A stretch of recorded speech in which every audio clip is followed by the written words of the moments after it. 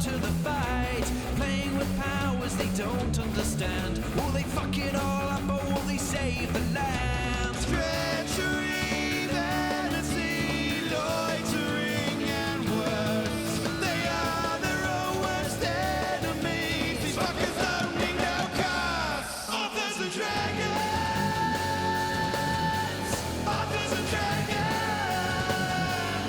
Their powers combined, a group of fantasy authors take on a sadistic games master. Will they survive? Let's listen with our ears. Authors and dragons! Authors and dragons!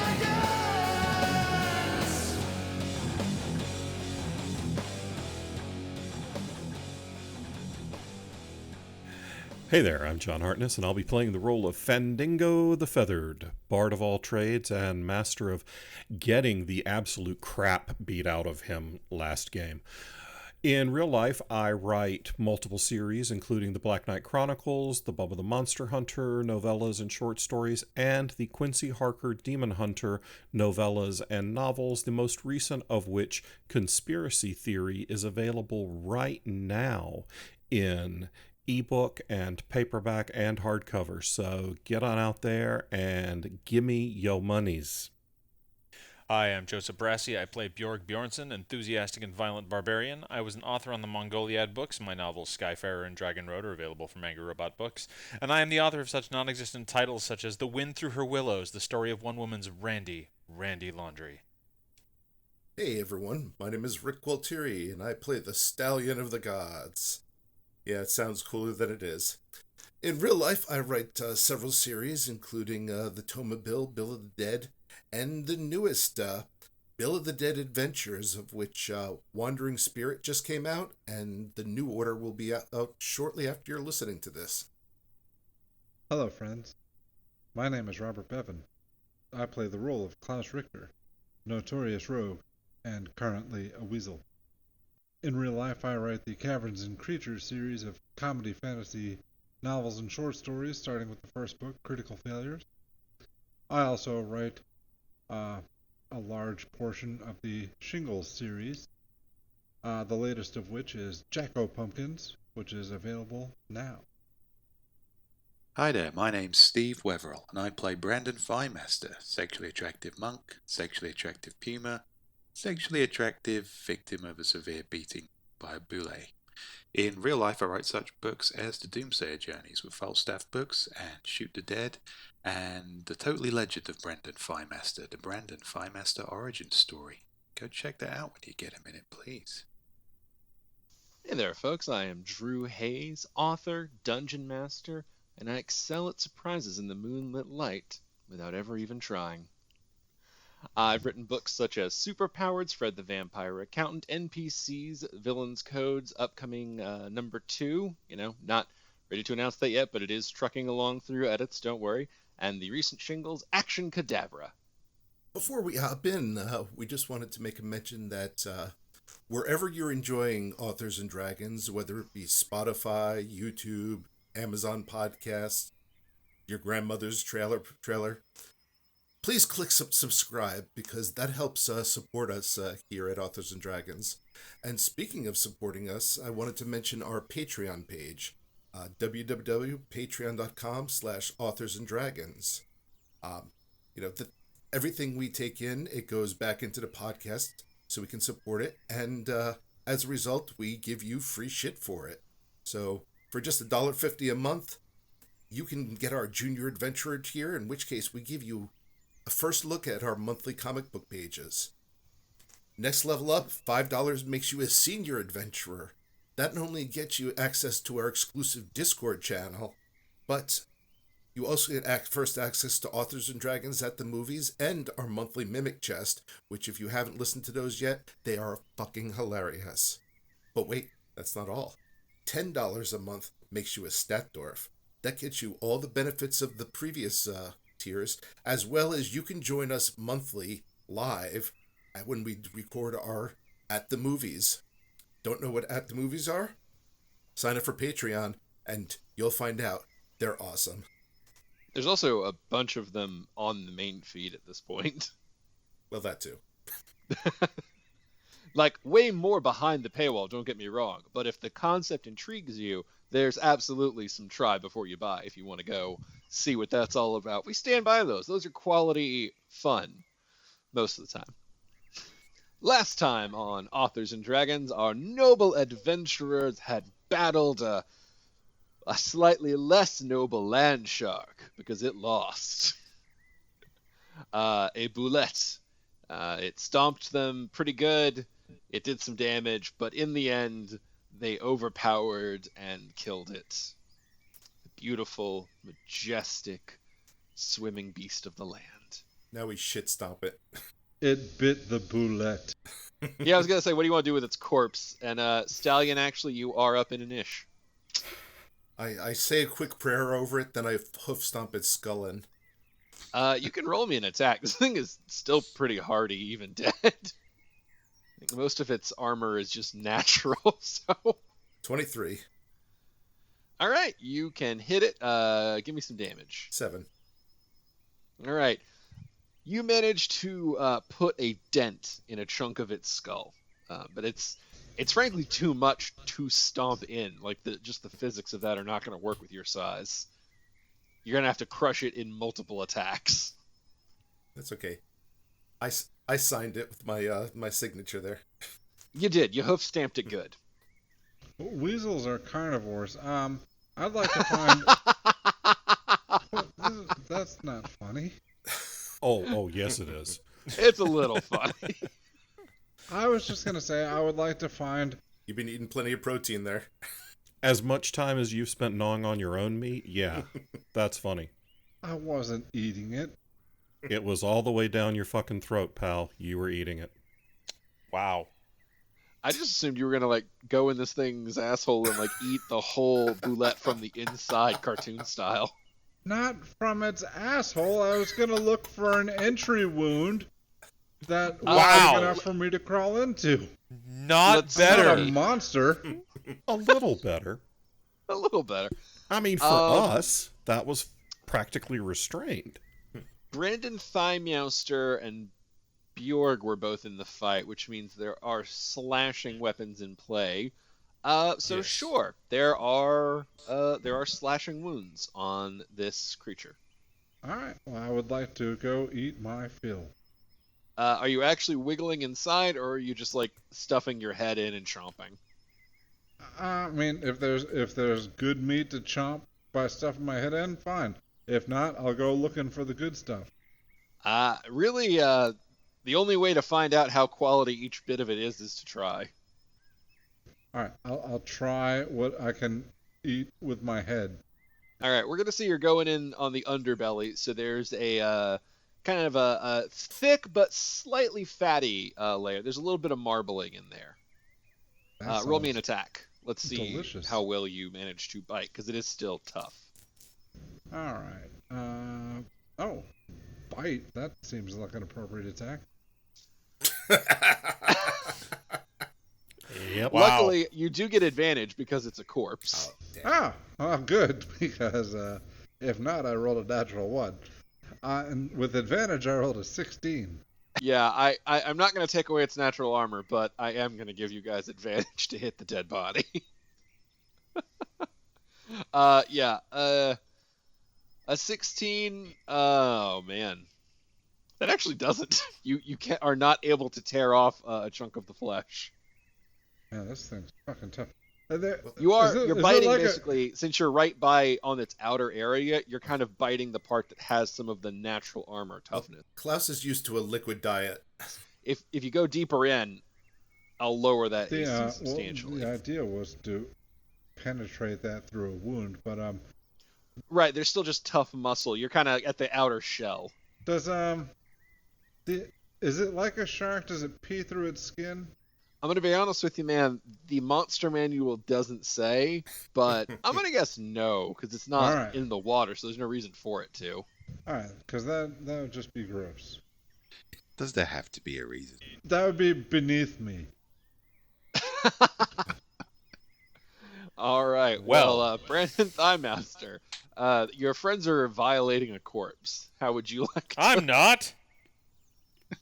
Only hasn't been because your it's not turn your yet. turn. Yeah. Brag after you've come up in initiative. I'm not going to judge them. Just gonna judge them. No, well, yeah, I am going to judge them. But I'm also going to, has anybody picked up that sack yet? Nope, not so far. Yo, we're mostly concerned with not dying. I'm going to drag it over, because that's why we were here, before we were rudely interrupted. I'm going to drag it over to Bjorg and Stallion of the Gods. Just in case we might get into this, you know? This looks like a thing we might get into. Wait, is the sack as heavily armored, or is it a little fleshier? Different sack. Different sack. Actual burlap sack. See, we're definitely getting into this. So I'm going to drag the sack over while they're debating what to do with the corpse and how best to defile it. They're not debating. There's not been a single word of debate spoken. This is as close as we get to debate. Violin. Jumping on a corpse while somebody looks for its sack to nibble on is our idea of both a eulogy and a political debate. Hey, this skin is piss flavored. Bjork. I believe you are still in see. human form for a couple more rounds. Bjorg's gonna make his way over to the sack Alrighty. and poke it. You hear? What are you poking it with? Boot, because he's still in human form, I think. Yes, you are. You kick the sack. You hear something heavy rolling around inside. Like as in shifting alive, or No, not like that. More like you just kicked something, and it moved. lightly cut sack open with sword. All right. You cut the sack open to reveal 3 of those armor bundle component things that y'all have been slowly amassing. That can be traded for equipment upgrades on your animal forms. We have upgrades, I think, or things that can be traded for upgrades. I'm not entirely sure. Think of it as that's upgrade great. currency. Can you sew the sack back together so we don't drop it all over the world when we don't have when none of us have hands anymore? I mean, he's got survival. Sewing falls under survival, right? We'll see how you do on your turn. Okay. You're gonna have to sew.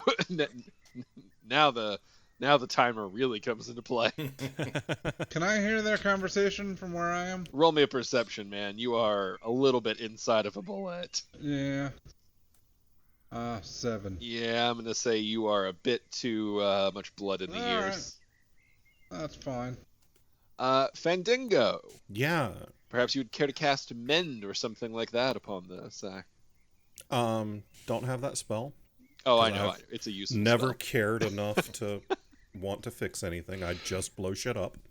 But I do want to fly up and take a shit on the Bulette. Because I'm a bird and that's what we fucking do. Yeah, just roll me a dex attack. Dude, I'm eating here. It's basically a ranged attack projectile, in a way. Yeah, alright. Because it would be the same modifier as a ranged spell attack, right? Should be. Okay, so 21. Nope, your spell attack uses charisma. But, My charisma's a 19. because what's your dex? Oh, Dex. Alright, Yeah. so 19 would be I my don't roll. think you can charismatically shit on some. Oh, but you probably can.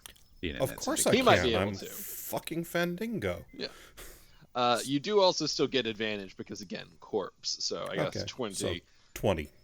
Yeah, that is enough to shit upon the Bulette. You lay a turd that falls through the air and splatters upon the Bulette's body. Dude. Yes. No, just, Joe, Yeah. put that in the live chat. Just dude. With an exclamation point. That's all. Did it get in one of the wounds I'm going after? No, you're on the belly. It's kind of flopped over, so Fandango would have shit on the side. And I wasn't actively aiming to shit on you. There is enough of this thing that we can all jump on it and eat it and shit on it. You know, we can share it. It's fine. And Klaus smells bad enough as a general rule. He doesn't need me adding to the aroma. Dude, he's crawling through its digestive tract. It wouldn't matter. No, I'm not. Not yet. No, not yet. I'll save it for my turn. Stallion of the Gods. Can I knock out a couple of this thing's teeth? Figure maybe take those as souvenirs. Maybe stick them in my horse mouth. You can attack. I'm not 100% sure I would say a bullet has teeth. I gotta look at this picture a little more I closely. mean, it's a land shark. Roll the attack while I'm looking that up. Knock out pieces of its jaw. Yeah. No teeth, no piss from its skin. What kind of land shark are you? Well, whatever I'm doing, it's a 24. Yeah, you'll definitely hit. You can roll damage. 6. You can kind of crack against like pieces of its like lower jaw, but yeah, based on the pictures I'm looking at, I'm not really seeing teeth so much as I'm seeing just a really shaped skull with sharp edges. So you can like clip off some of the like sharp edges of it, but it would be disingenuous to call them teeth. So much for... I mean, a necklace of just random sharp base edges just doesn't sound as cool as a necklace of teeth. I would put it on the person who drew the Bulettes.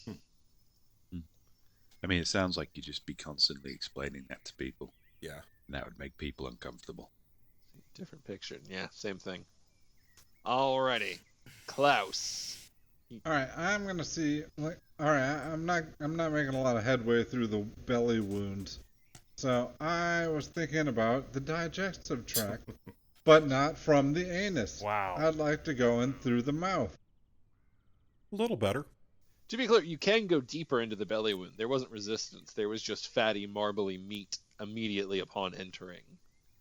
All right, well then, yeah, I'll probably go deeper into that because that's probably got better meat than what I have to go down the esophagus and all that shit, and I might take the wrong route and go into the lungs, and that's not the good meat. I just want to say, as the one who most frequently has to heal you motherfuckers, I am doing nothing to revive you if you smother inside the Bulette, trying to eat through one side to the other. I'm not asking for anything. Just stop shitting on me. Well, you're now deep enough inside that you're not going to notice if he shits. There we go. I'm taking shelter. I sometimes think that Bevin's purpose in this podcast is to appeal to like a micro niche of kinks. And maybe all our listeners are just here because they can't get this anywhere I am a else. carnivore. This is what we did. This is meat. Yeah, carry on sliding down that throat. I'm He's not. going up the tummy. Speaking of, so uncomfortable. roll me a bite. And remember, you have advantage because, again, it's dead. And to be frank, at this point, I would probably give you advantage regardless. God damn it! I got a 10. Well, with the advantage. good news is you have now slithered inside far enough to where you are away from the natural armor portions. So with a 10, you can bite into a chunk of it. It tastes okay. It's not the best thing you've ever had, but your weasel brain's like, yeah, it's meat. It'll do. I could use some brown sauce. Pound sauce. No, brown sauce.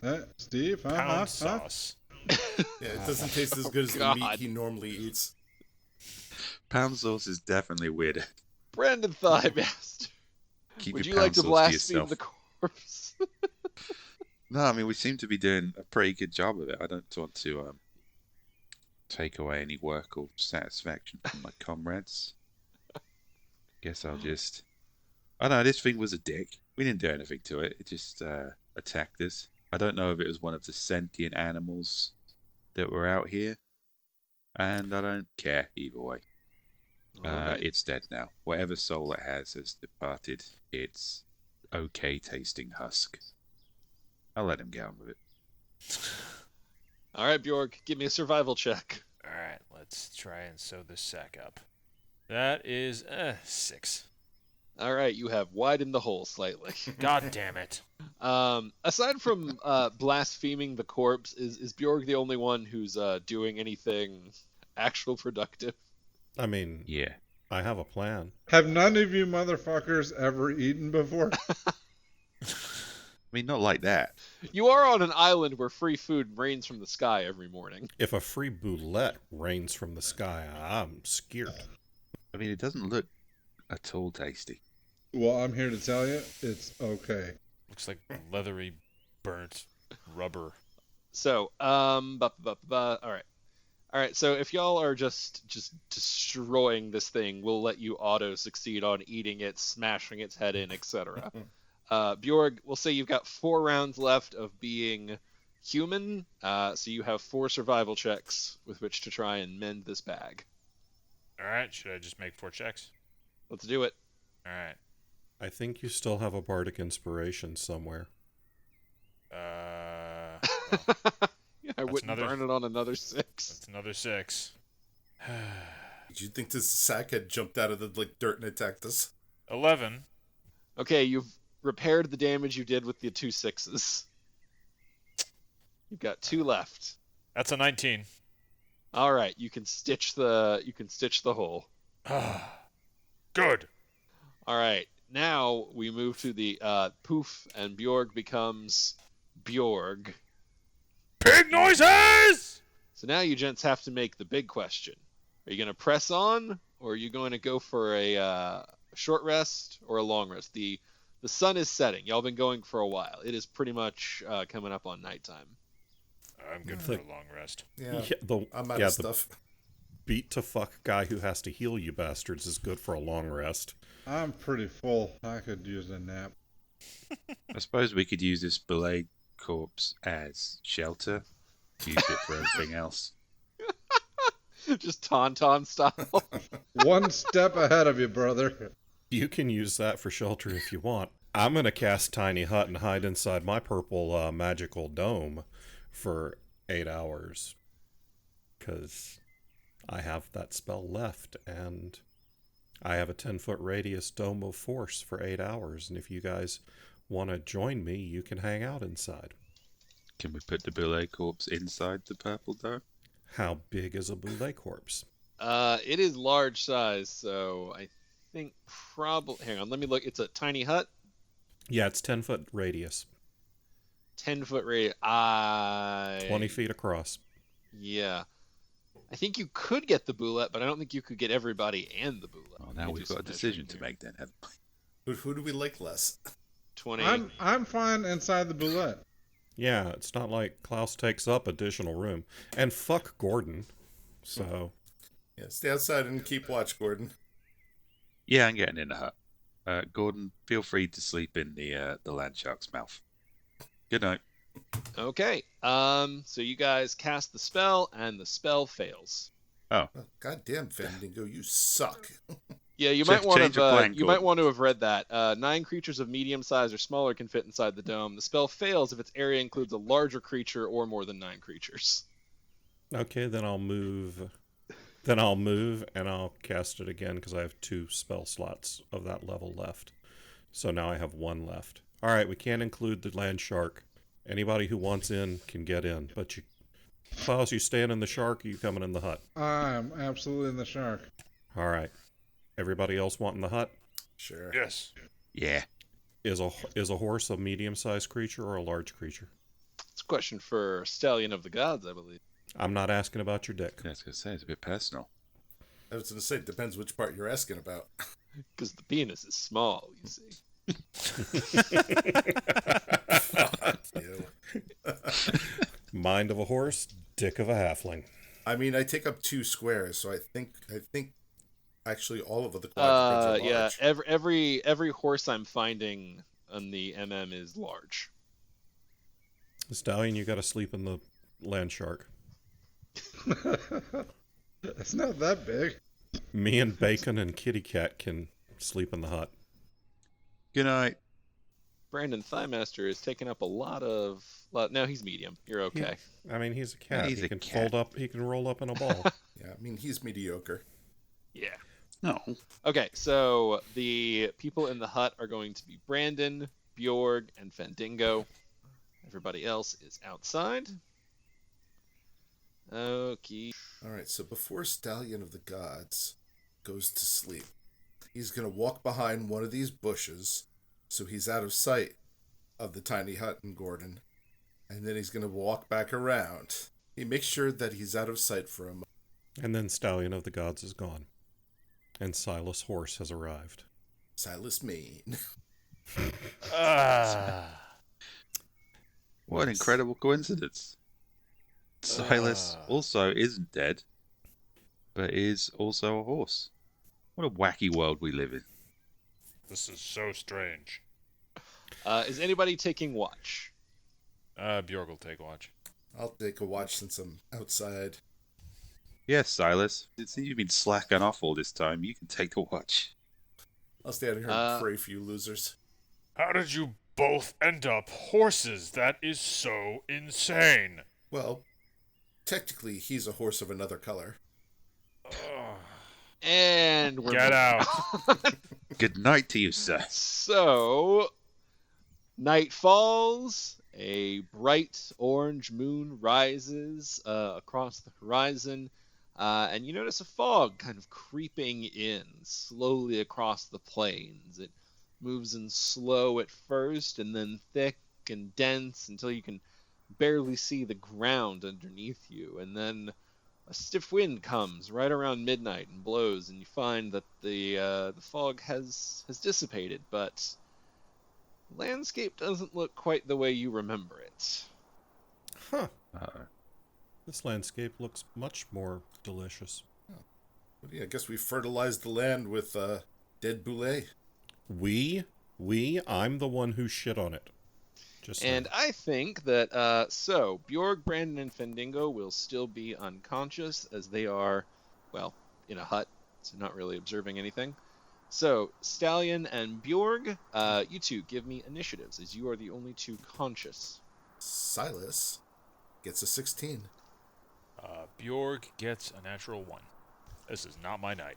What you see spread out before you is a twisting mass of gnarled vines with pumpkins of various sizes and shapes just growing at all sorts of intervals, the largest of which are comparable to the Bulette, in honesty. They are just massive. It's just overgrown everywhere, and the vines stretch on for as far as you can see, just miles and miles as far as you can tell. It seems to be unending. Also, there's a skeleton, or not skeleton, there's a scarecrow by you. He is thin, too, so, I mean, the mistake is understandable. Nope, don't like that.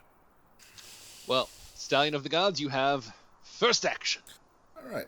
I'm going to try to knock over the scarecrow just to see if it's alive or just a dumb scarecrow. Whoa there, Mr. Horsey. Let's not get our flanks up. Who or what are you? Oh, I'm just a simple country scarecrow, enchanted by a mad wizard and placed in a cursed pumpkin patch centuries ago. And why are you here now? Where the patch goes, I goes. Then why is the patch here? Dunno. Doesn't really ask my input on things. And more importantly, is the patch evil? Well, I suppose that depends on your perception of morality. Everything's evil.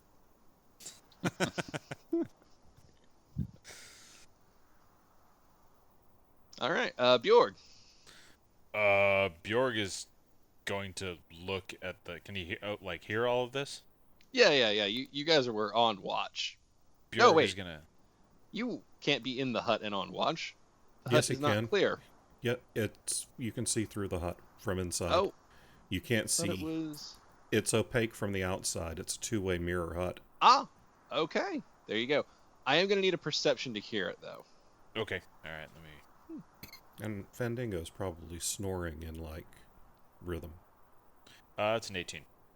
Okay, I will give it. So yes, you can have heard all that. Bjorg is gonna wake everyone up. We are surrounded by giant pumpkins. You all should see this. It's very disconcerting. There's a talking scarecrow. You're a pig. I'm a parrot. Wake up! Anyone? So Bjorg, Brandon or Fandango, you may awaken and join the initiative if you so like. Well, I'm up now. Why not? Brandon Firemaster rolls a 9. Fandango rolls a 19. Fandango, what would you like to do? Well, I suppose I'll fly out of the hut, and I just want to make a quick swoop around using both my 60 feet of movement to fly out in a circle and see if there are any threats. I want to go 30 feet up and then 90 feet around. Just looking for things that want to kill us. Okay, roll me a perception check. That would be a 7. All you see is Pumpkin Patch. I'm still a little sleepy. Is this a dream? This might be a dream. But to be clear, Fandango, as high up as you fly, all you see is Pumpkin Patch. Yeah. Guys, I'm still dreaming, so I don't know what's going on.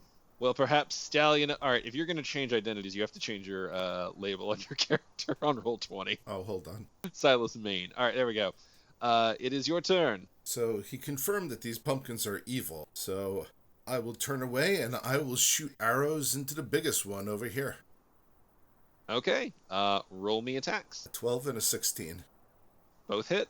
Roll damage. 13 and 7. 20. Beautiful.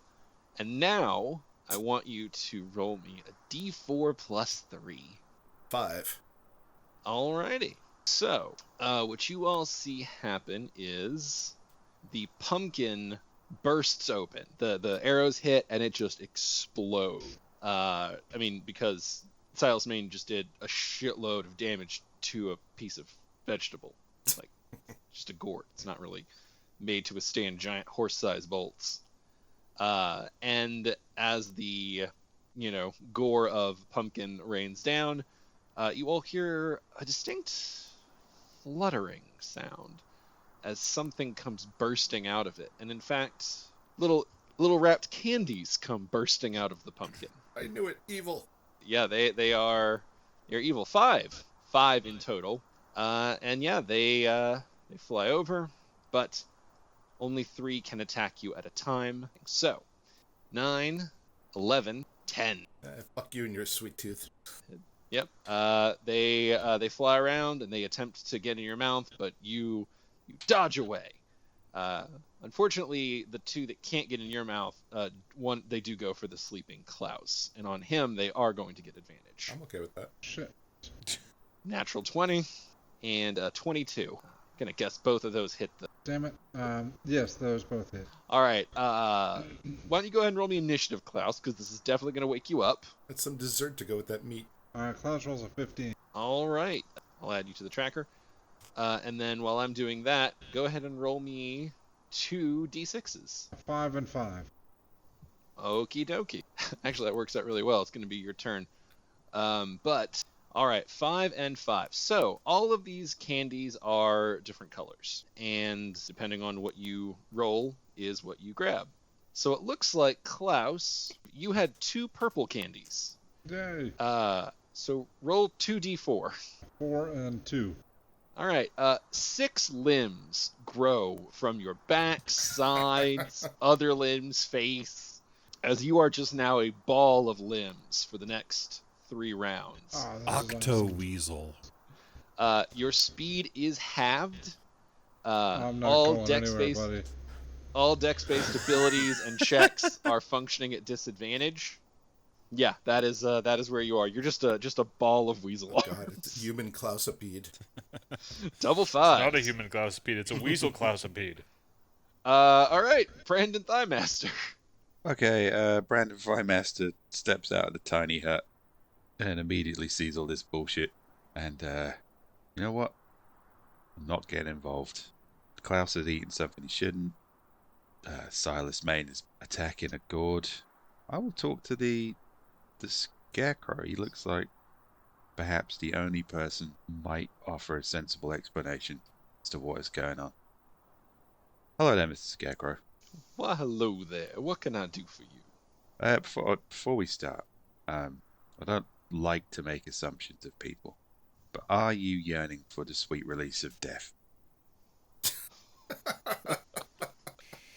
Oh, even if it were yours to offer, I'm not sure I'd accept. But even if you burn this old body, tear it down, it'll just grow anew. The patch isn't so easy to let go of its victims. Oh, okay. I just thought I'd offer. I've met some automaton type people before. They seem to have, like a recurring theme. Racist! What's going on here, man? Trapped in a pumpkin patch for eternity? It seems you've stumbled into the cursed pumpkin patch, or the cursed pumpkin patch has stumbled into you. Excuse me, got a little straw in my throat. You see, this here pumpkin patch wanders round from place to place, snaring victims where it can in its eternal creeping vines. Of course, old straw here, I've been around. I know the ins, the outs, and the way to get free. Ah. Well, if you're feeling in a talkative mood, please do feel free to tell us how not to die here, in this nice marescape you live in. Quite happy to. All you have to do is find the true candy. A taste of that'll set you free. Okay.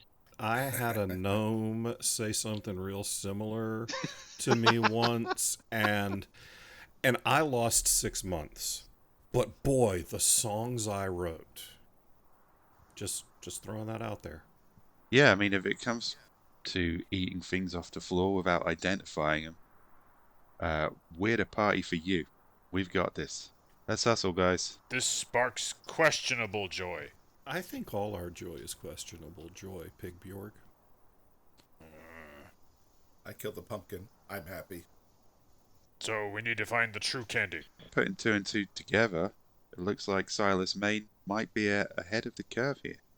I reckon we have to smash open these pumpkins and eat these terrifying flying candy beasts. I mean, that's just me going out on a limb. Let's get to it then. Well, it's funny that you say that, Bjorg, because it's your turn. Bjorg will walk up and smash a pumpkin. There's also 5 candies just flying around right now, but... Oh, all right. Well, Bjorg will eat a candy. You are also next to a pumpkin. You can do either. Smash pumpkin. Smash pumpkin. Roll me an attack. All right. Oh, I'm sorry. There's not 5. There's 3, because 2 of them were eaten by Klaus. That is correct. That is a natural 1. God damn it. Roll again to see if you hurt yourself. And then don't you get 2 attacks per turn? That is a natural 20. Mm, No, it's not a natural 20. Nope. Dirty 20. Dirty 20 will hit. Roll damage. All right. 12. Okie dokie. You have once again successfully smashed open a pumpkin, so I'm going to need you to roll me a D4 plus 3. That is a 4. Then there are now 4 candies. Hello, candies. Is one of you the true candies? They're going to act on their initiative, but they also get one when you summon them. So, Bjorg, you're going to take 3 candies to the face. Okay. Let's see if any of them can get through. What's your AC? Hold on. Ooh, and Fandango, you're right there. So, oh no, you're in the air. You're high up. Never mind. Yeah. No candy for you. Yet. AC is 17. Okay, natural 1, 22, 25. All right, 2 hit and 1 does not destroy itself by smashing into the ground. So roll me 2 d6s. Let's see what colors of candy you get. That's a 1 and a 2. Excellent. Okay. Oh, that's a fun combo. Oh boy. Okay, first off, roll me a d4. This is Okay. for the green candy, the number 1, the first one you swallowed. That is a 1. Okay, Bjorg, you are a medium creature. Yes. Or I should say you were a medium creature. You are now a tiny creature. Not again! You're a guinea pig. No! Bullshit! I'm also going to need you to roll me a d6. Let's see. Also, you have disadvantage on dex-based skills and checks as you are adjusting to your new body. Okay. Good news is this only lasts for 3 rounds. 3 worst rounds ever. So how many d6s? Or d6 plus? I need 1d6 for the... This is now the blue candy. This is a different candy. That is a natural 1. Okay. So I need a DC 15 reflex save. You are on disadvantage because this is going to be dex. Okay. DC 15 reflex? Yeah, Or, dex. so dex I should have save, said right. dex, yeah. Disadvantage. 19. That's a 19, yeah. That is a 19. That is very good. Excellent. Roll me an athletics check. That is not dex, so no disadvantage there. Okay. And that is a 10. No, Ooh, it's- right yeah, on the it's 10. money. All right, so as soon as the blue candy crunches down in your mouth, you feel your entire body go weightless as you begin to lift and drift off into the air. No! Your reflexes are fast enough that you manage to stick a tusk into the ground, and your athletics were strong enough that you keep your grip there. So you are not floating off into the air. You are just tiny and stuck, suspended on the A all tiny little balloon animal. This is adorable. I'm a fucking miniature Macy's float! right, Fandico. Did we get enough rest to get hit points and spells back before all this shit started? Nope, hasn't been 8 hours. Well, shit. Alrighty then. I guess I won't throw a fucking fireball at all these pumpkins. But it does sound like we need to eat all the candy, and that means we're going to need to smash all the pumpkins. I mean, he just said you had to eat the true candy. He didn't say you had to eat all the candy. I am not a creature of moderation in case this fact has escaped you somehow. Fandango's keeping it real. Okay, I can only catch 2 of the pumpkins in the radius of my thunder wave. So I'm going to fly right over here in the center of the big circle of pumpkins, and that means I can hit the furthest west pumpkin and the one closest to it with thunder wave. That guy and that guy. Okie dokie. The others are too far away. Yeah. But I can hit those 2. So the pumpkins have to make a saving throw.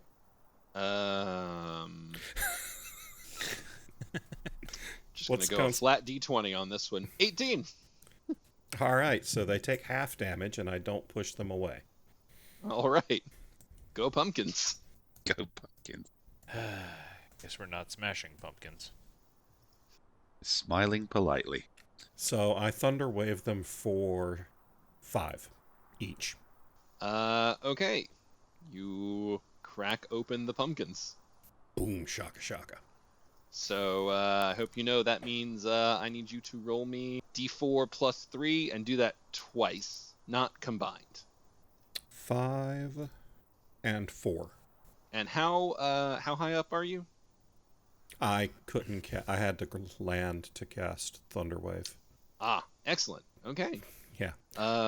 Fucking somatic components, bro. So you're definitely going to be taking 3 candies. Is that all? Bring it, bitches. I'll take your whole candy orgy. Oh wait, you're a small creature. Ah, 2 candies. Fucking Chinese finger cuff candies. Does a 20 and a 19 hit? Oh yeah. All right. Give me 2 d6s. Let's see what candies you have gotten. They flutter around and jump in your mouth. I got a 1 and a 6. Ooh, all right. Roll a d4 for the green candy that goes in first. 3. Okay. You are no longer a small creature. You are now a medium creature.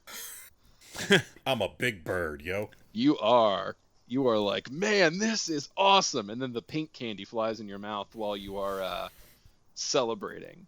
And it literally knocks your soul from your body. Fendingo, you may watch and view, but you are in an astral plane place. You are there for 2 rounds, and as this is your first round there, I'm going to need a DC Constitution check, because there's some messed up shit in this like weird spooky astral realm, and you're just trying real hard not to focus on it. Dude, I'm a fucking musician. I got a 16. You are seeing like the living incarnations of venereal diseases coming for you. They know your fears. But yeah, you're fine. You're not shaken. Shit, it's the For this 90s. first round. And Fendingo is just out for 2. All right, Silas Maine. Right. Candy is dandy, but sending you to hell is quicker. I attack the candy. You may attack the candy. The candy has AC and everything. Shockingly, it did occur to me that some of you might do that. All right. First attack. I'm doing them as bulks because they're all small, but each candy is its own individual. So there are 3 candies left in that pile. Do you want to target one continuously, or are you going for multiple shots? Multiple shots. Okay. 10 misses. All right. Second. 21. 21 hits. Or 10 points. All right. In a incredibly impressive shot, let's be honest, you fire a bolt from the back of your horse self and just explode a flying candy out of midair. That thing is gonzo. Fuck you, devil confectionery. I hope that's not the one we needed to consume. It almost certainly was. Yeah. All right. Klaus, you are awake and you have so many arms. Just too many arms. I'm still inside the Bulette, correct? You know, roll me a dex save, disadvantage. I'm thinking sprouting a ton of arms might have pushed you further out. Like how they were going to have Ant-Man kill Thanos. Oh, God. Or hopefully further in. Ugh. Yeah, that could be a thing. All right, Dex save, you said? Dex save, disadvantage. All right, 22. All right, we'll say you're still mostly, like, you're hanging on to the Bulette with a bunch of your arms. You're at the wound entrance, but you have not fallen out. Well, it doesn't matter. Like, I know there's something going on here. And I want to participate, but I don't want to not jack off while I've got 6 arms and I'm covered in viscera. Yeah. I mean, you got to follow your passion. Yeah. Yeah, Gotta It's live an your life. opportunity. You might want to drop out of the Bulette then. Just, you're going to be in a real cramped environment with a bunch of extra limbs. That's kind of what I'm into.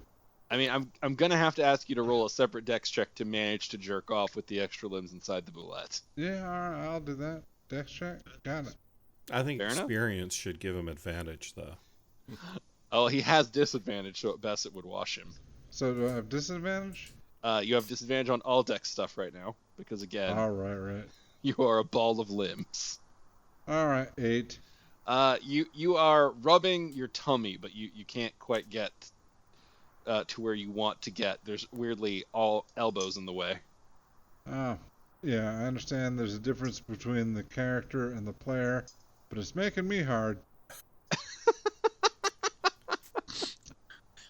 It's not a matter of the erection. It's a matter of reaching the erection. We should just stop the podcast there. I mean, there's a lot of stuff to rub against. Like, end the podcast.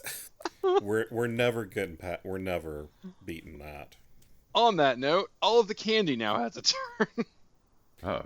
What candy? All right, let's say Silas and Brandon, you're both going to take 1. So you're both right there. So first one for Silas, 9. Second one for Brandon, 21. Yeah, 21 hits. I had a hunch it would. Go ahead and roll me a d6. Let's see. Bjorg, you are small enough now that only 1 can attack you. All right. And it natural 1s. No more weirdness for me. All right, this one does destroy itself. That's 2 in a row, and it rolled bad. There, that one explodes against a pumpkin. That was the one you needed. Uh, Fendingo, you have grown in size now enough to where you can take 3. But I'm not going to care because my soul is elsewhere. That's true. Oh yeah, your parrot body is just going to, yeah, they have advantage on you because you are defenseless. 19, 25, and 16. Yeah, all of those. Okay, roll me 3 roll me 3d6s. Let's circle back to Brandon Thighmaster. Would you roll? I rolled a 2. Oh, all right. Give me another d6 and then a dex save. Rolls another 2 for the d6, and the dex save is... It's a DC 15. Brandon Firemaster rolls a 25 dex save. All right, throw on an athletics, and we'll see if you hang on. That one's a 10. Brandon Firemaster rolls an 18 athletics. Okay. Well, that training's paying off. It is, as you lift skyward, similar as you have seen Bjorg, but you also hang on as you are weightless. But you have claws. You do. So Fandingo rolls a 2, a 5, and a 4. All right, so that's a blue, purple, and a red. Oh, our first red. Okay, go ahead and roll me a d6, a d4, and a d8. This is going to be a real interesting combo. So on the D6, it's a 6. Okay. On the D8, it's a 4. And on the D4, it's a 2. Okay, so you have grown 2 extra appendages, and you have all the dex negatives now. I know, you're unconscious, it's not relevant. Welcome to the club! Your body has also gone weightless from ingesting a blue candy. You don't get saves, again, unconscious. You're just kind of starting to float up into the air. And then we have the red candy, which this is the first one of those y'all have gotten. It's going to be fun. So, fire explodes from Fandingo's mouth, How appropriate. sending him flying on a crash course. You rolled a 4, so north, southwest. Man, I'm going straight through that pumpkin, aren't I? you are 100%. So Fandingo, and you have the perfect angle because you've started to float up, and then your beak just opens, and Fandingo's body rockets through the air, splashing into this pumpkin. I'll break that pumpkin for you. The dice were with it. Like a majestic kingfisher. Just cleanly go through it. Let's do I'm going to say a D8 for damage to both of you. All right. All right, 8 to you, 8 to the pumpkin. That is enough to shatter the pumpkin, which is just kind of extra funny. Not the funniest thing. He's got extra arms and no genitals. Well, no, the funny thing is That's how helpful he actually was.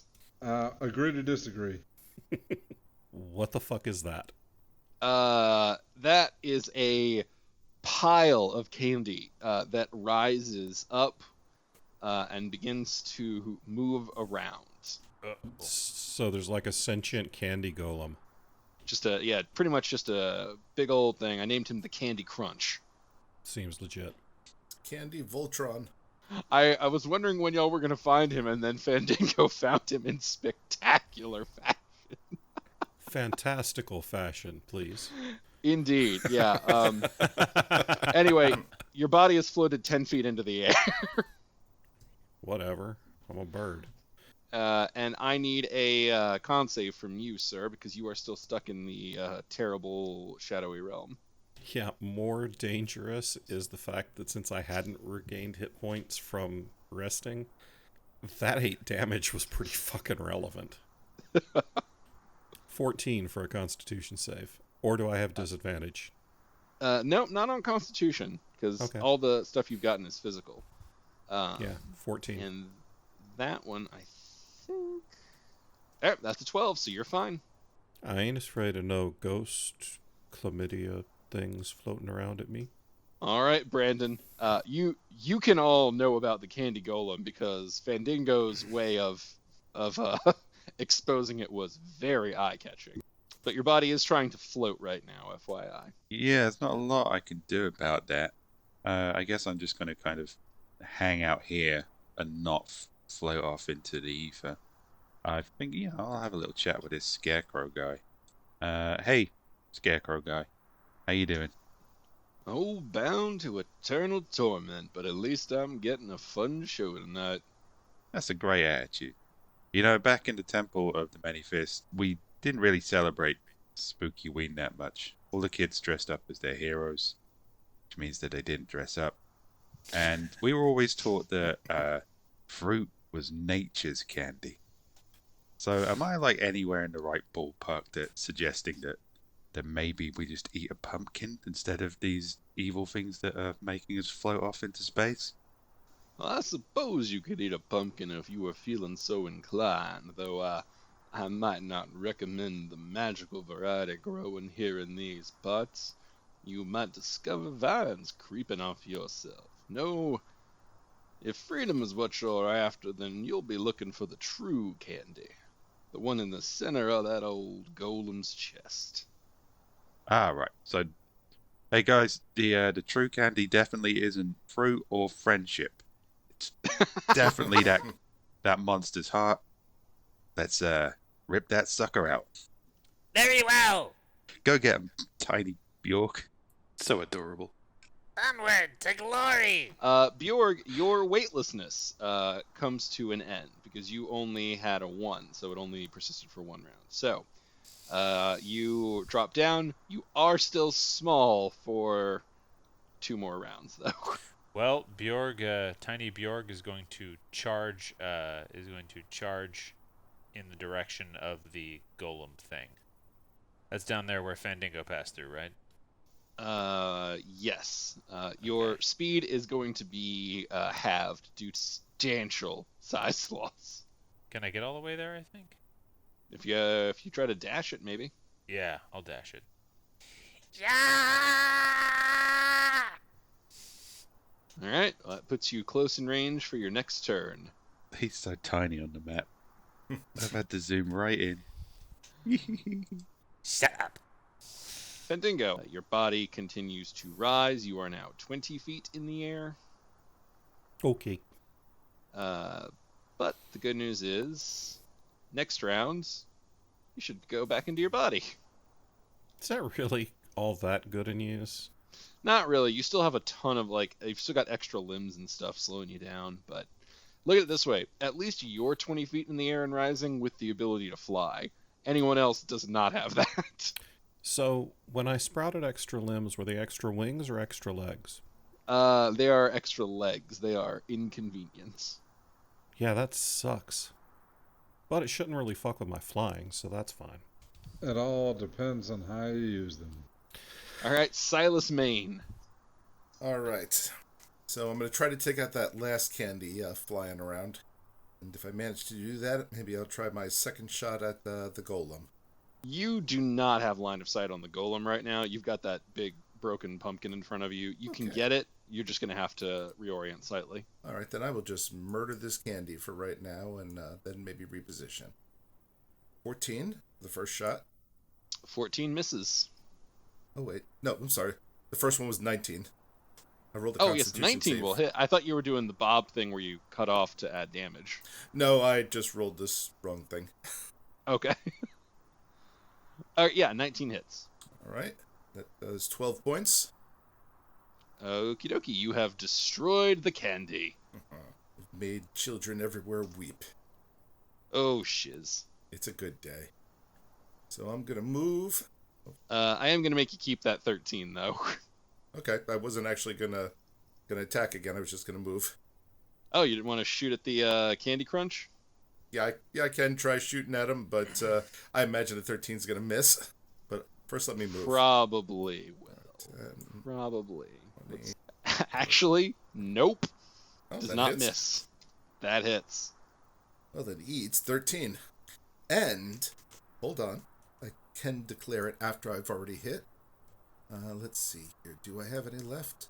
Yes, I have a couple spell slots remaining, so I'm going to hit him with a second level Divine Smite. So that's 13 plus an additional 9. And what type of damage is the Holy Smite damage? Divine Smite, yeah, Radiant. Okie dokie. I know that Bjorg has gotten, like, I believe he had tusks with a magical enhancement. Am I crazy? So. Yeah. I think so, yeah. Yes.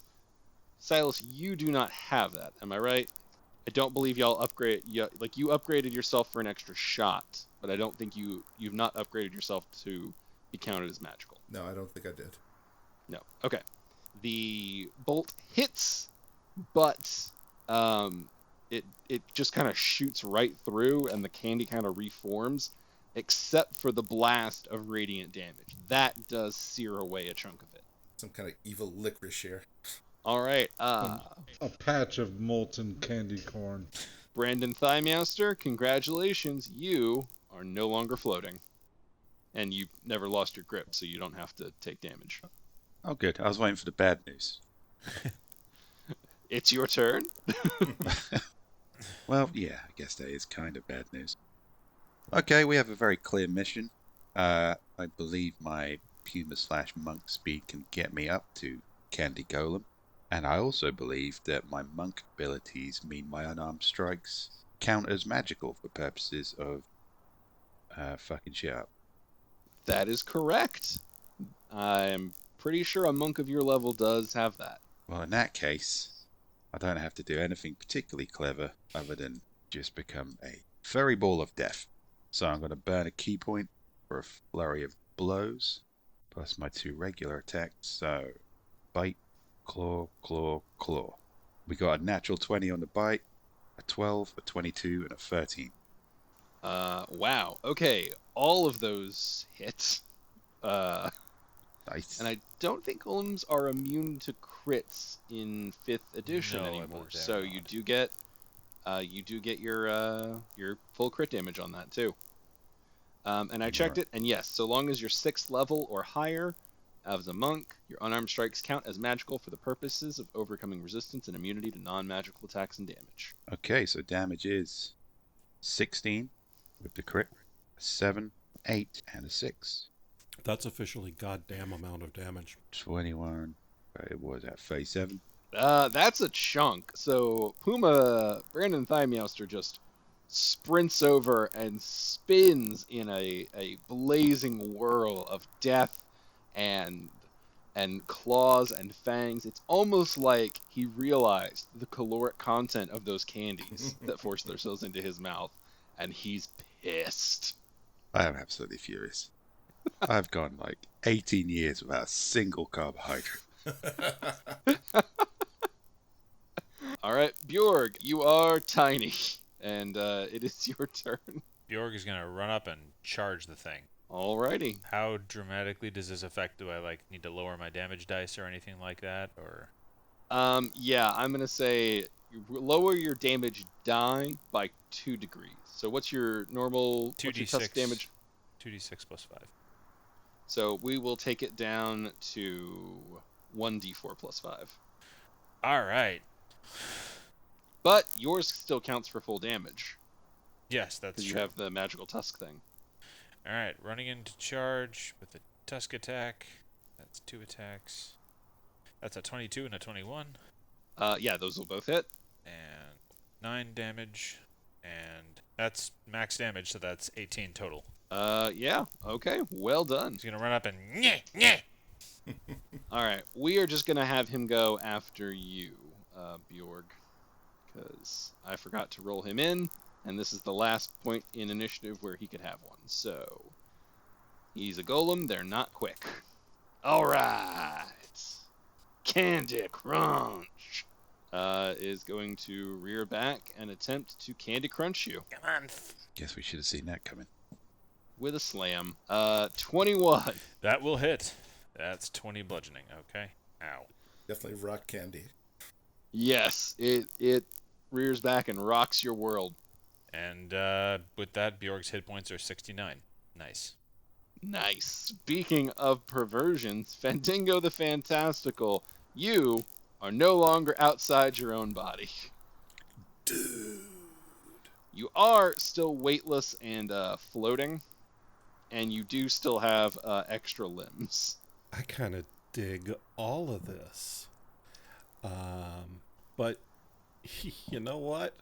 You know what's super cool about being Fandingo aside from everything?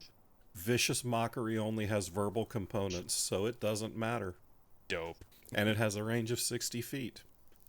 So I can insult this rock candy, carb-laden piece of shit golem motherfucker so bad it hurts. So it needs to make a wisdom save. Roll for self-esteem. Yeah. All right, let me check real quick the type of damage that deals. Psychic. You said a wisdom? Yep. 14. My spell save DC is 15. Then it does not make it. So that is 2d4 psychic damage. And, you would think there would be some resistance, but there's not. So that's 6 points of psychic damage plus disadvantage on its next attack roll. Ooh, that's a good one. That's a good one. Then I'll fly down 10 feet, just, All right. Yeah, you can still manage that. Your speed is halved, but you've got plenty of movement. Right, so that means I can only fly 30 feet. Right. All right, Silas Maine. All right. Hey Silas, looks like this thing's got a tough exterior but a gooey center. Shoot it in the feelings.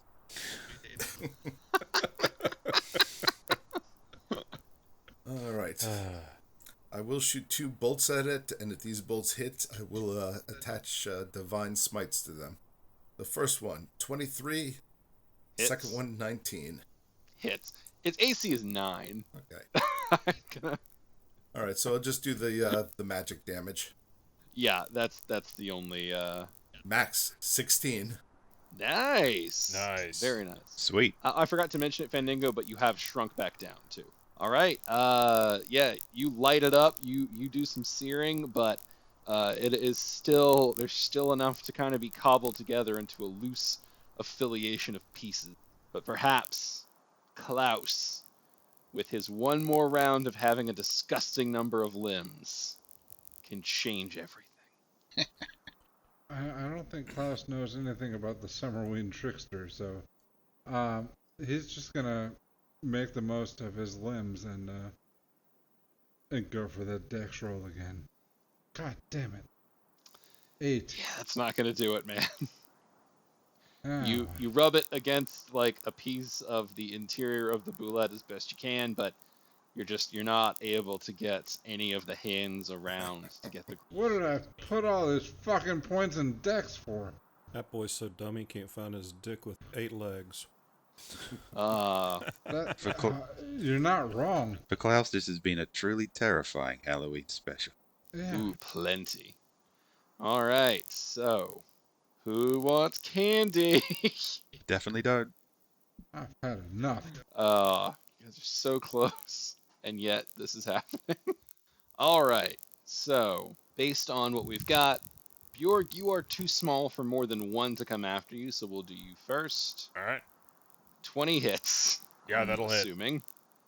All right, roll me a d6 while we move on to Brandon, who's taking. Oh, yeah, 3. That is 4. All right. Does a 12 hit? No, it does not. All of the candies, you are determined not to have any more sugar. Like, eating a piece of candy has truly just put you in an exemplary state of performance. Just running on a sugar. He's just vibrating at this point. Oh, that's great. A 4. A 4 is a red, so I'm going to need you to roll me a d8. And Silas Maine, you're also big enough to take 3. 1, 2, 3. 2 20s. Those And a hit. 13. That doesn't. All right. Give me 2 d6s. A 4 and a 1. All right. Give me a d8 and a d4. That's a 1. Okay. When an odd number gets rolled on a red candy, it doesn't come out of the mouth. So, an explosion of fire bursts forth from Bjorg's butthole, blasting him 10 feet north. I was aimed at the golem. Yes, but the number that you are, Okay. the number that you roll determines what direction you blast. Okay, cool. It's like they're really scraping the bottom of the barrel for Pokemon. And because of your size, you should probably hit Brandon, but you're so tiny that there's a legitimate chance that he could avoid you. So, Brandon, I will give you a dexterity save. You'll call it DC 12 to dodge Bjorg. As he comes No! blasting forward. Ooh, Brandon Firemaster fails it at a 10. Well, the good news is he's so small, you're only going to share a D4 of damage. That's too busy 4 avoiding damage to that both candy. of you. I did not think for a minute I'd be hit by a rocket anus pig. But really, I should expect these things by now. You truly should. All Rocket right. Anus Oh. Pig sounds like a great band name. It does. All right, so Silas Kane, your D8 was a 4, Yep. And my D4 was which- a 1. and your D4 was a 1. Okay, and what order did you roll those in? You rolled a 4 and then a 1. Okay, so the blast sends you to the southeast with a 4, but there's nothing in your way, so you're just going to basically shoot fire from your mouth, and then you are going to shrink down to tiny. I'm a miniature horse. Tiny For horse. 3 rounds, you will be small. And with all that comes with that. So disadvantage on dex-based skills and checks, and your speed is reduced by half because, you know. But I'm still able to touch my dick if I wanted to, right? I mean, Your hooves. you can't now. You're a horse, so exactly the same amount, I suppose. Still better than Klaus. It's true. Brandon Thymeister.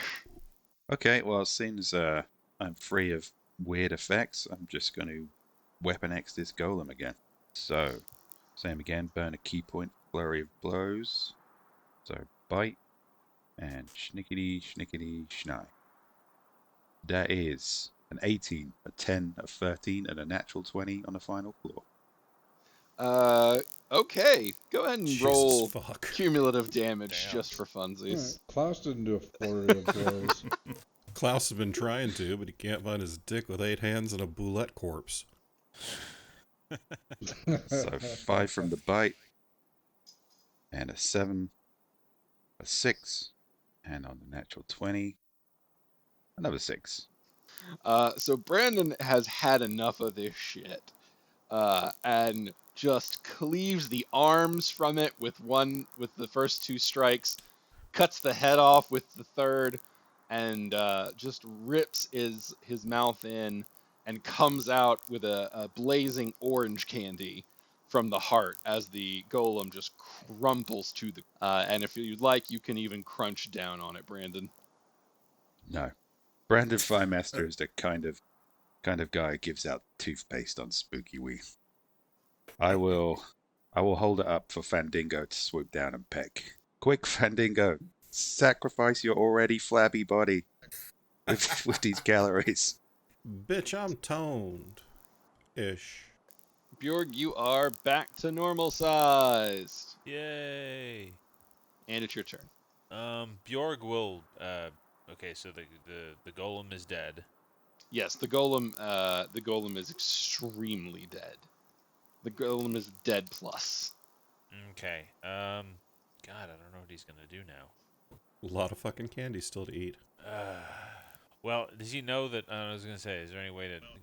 Yeah, you're a few feet from Brandon Thymeister. You can try and bite the candy if you want. Sure, I'll try and bite the candy. All right. Just roll me a melee. Just roll me a standard attack. I mean, you're just racing in and trying to bite it out of his hand. That seems. Why not? That's a 16. Yeah, that seems good enough. He's Chomp. offering it willingly. All right, Bjorg snaps it up, crunches down, and gains the power of a mighty god. No. And as he breaks the shell, a burst of fog blasts out from him, sweeping over the landscape and all of you, and billowing away pumpkiny landscape. You hear the scarecrow calling, "Oh, good job. See you next time. Bring booze." Bye-bye. Just let us know if you need anyone to kill you and end your tormented existence. Happy to help. Yeah, because you've been doing such a good job fulfilling those promises. You know, it's polite to make the promise, Drew. All right, I think that is where we are going to call it for this episode of Authors and Dragons. But as you know, folks, do not worry, we are not done. We like to live blog as we're doing through this with facebook.com/authors and dragons. And of course, we have our Discord, folks. Got the line. You heard Rick mention our Patreon earlier. The Discord is an active part of that. And, they get first crack at the questions because that's part of the perks. So, Rick, why don't you take us away into that beautiful question town? You got it. Our friend Lamplighter asks, if you were bound to your home but could still interact with people and objects and weren't confronted with your dead body, how long would it take for you to realize you were dead? It seriously took me a minute to realize she was talking about if we were a ghost and bound to our home. I was like, so you're just talking about the last fucking 7 months? I mean, that is a good point. In 2020, I may never know. No, it's.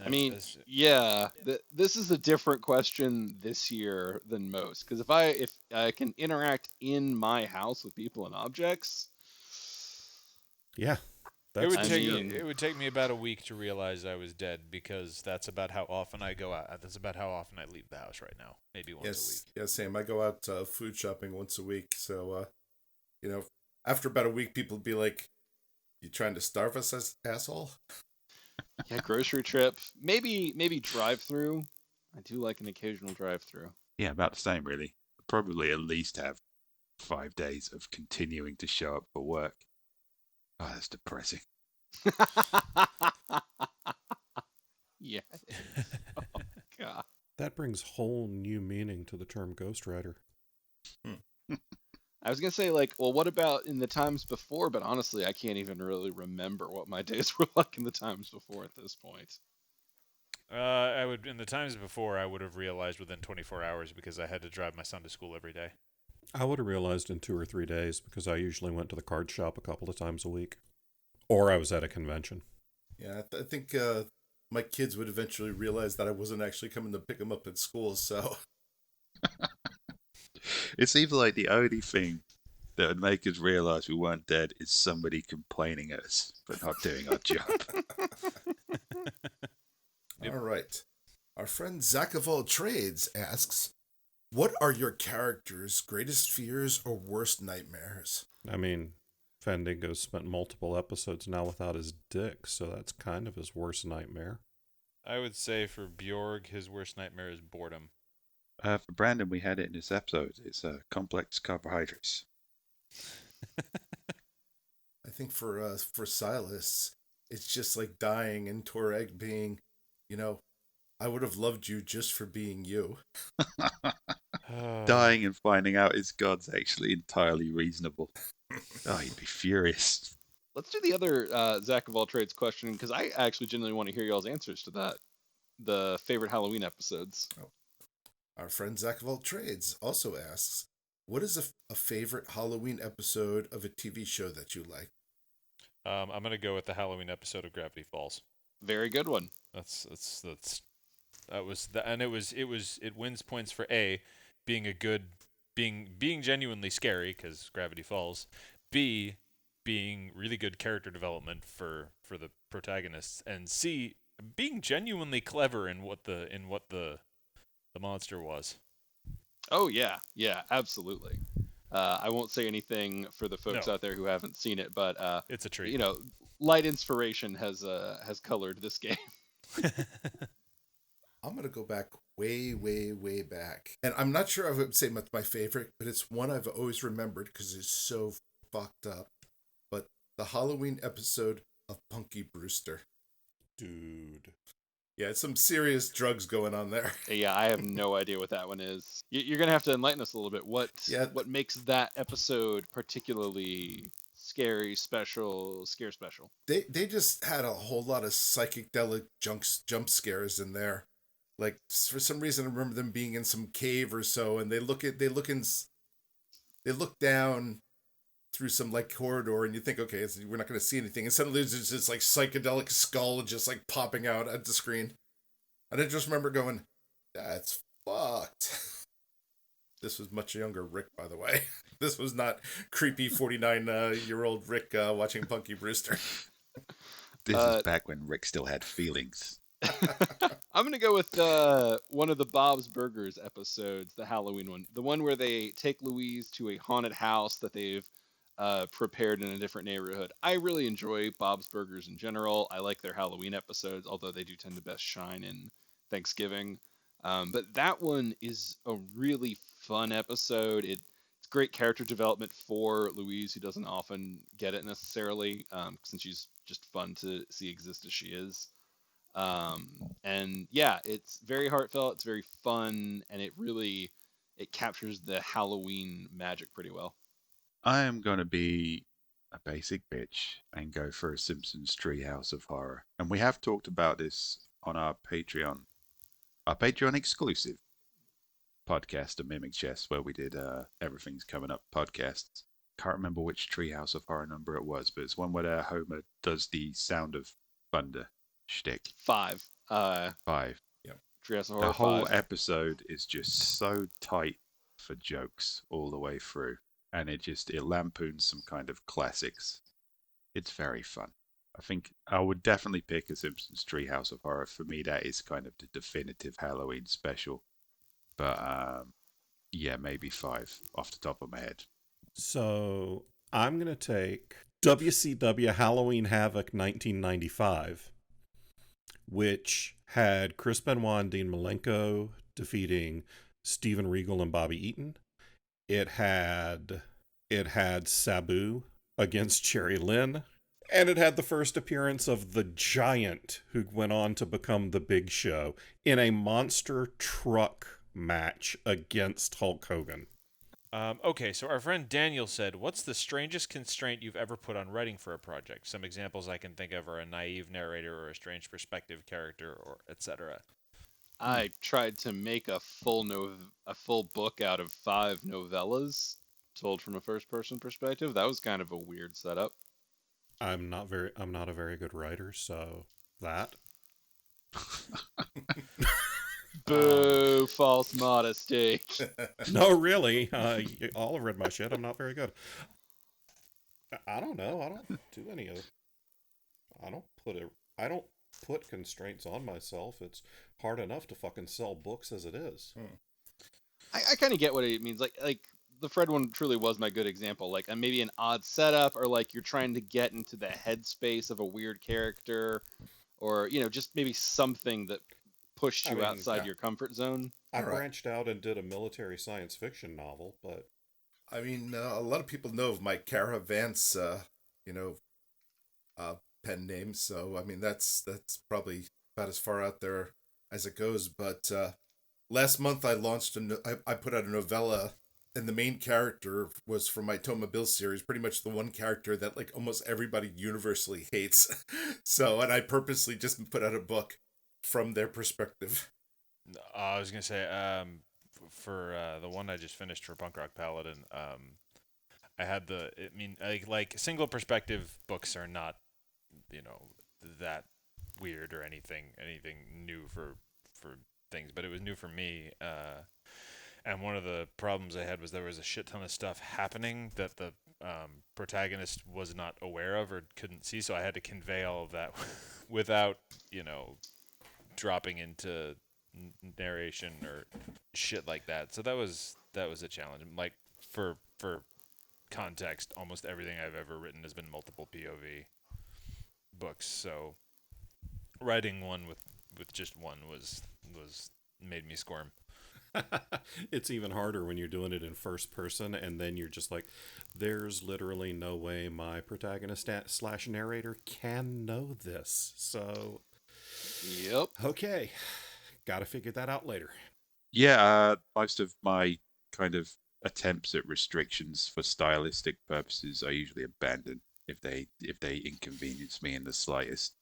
So Shoot the Dead was supposed to be all from one character's perspective, but then I found it was just much more convenient and enjoyable to mix first person with other points of view.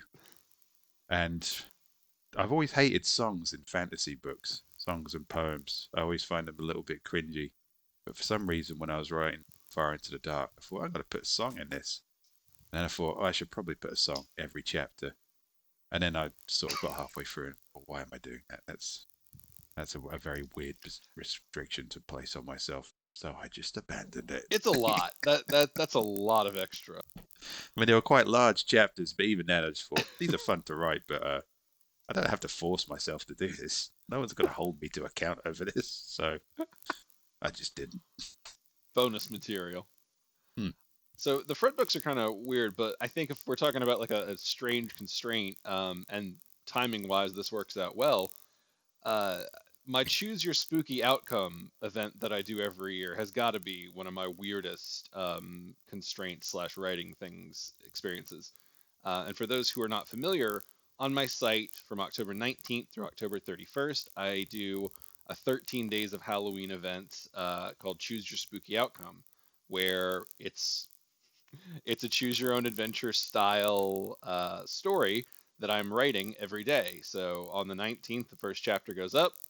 You will make a selection, and then the next day I will write the next part of that story. So it's a story that the readers decide for themselves. There's, I think, 8 years of running continuity backstory, so good time to catch up. And if you're listening to this, it's going on right now. You can influence the story. But yeah, that is challenging, obviously, because I have to do it for 2 weeks and I have to be writing 2 decisions every day. Yeah, that sounds stressful, but also a lot of fun. All right, everybody, that's going to do it for this week on Authors and Dragons. Thank you so much for joining us. We will be back next week with an episode of Side Quest, and then in 2 weeks with more of the regular game. Until then, bye! Bye.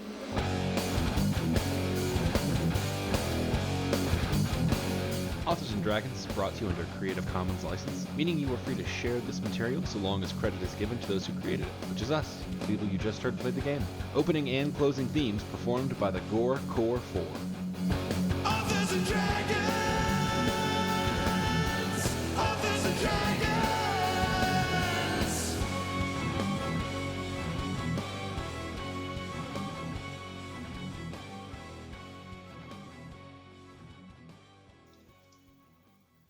Because the penis is small, you see.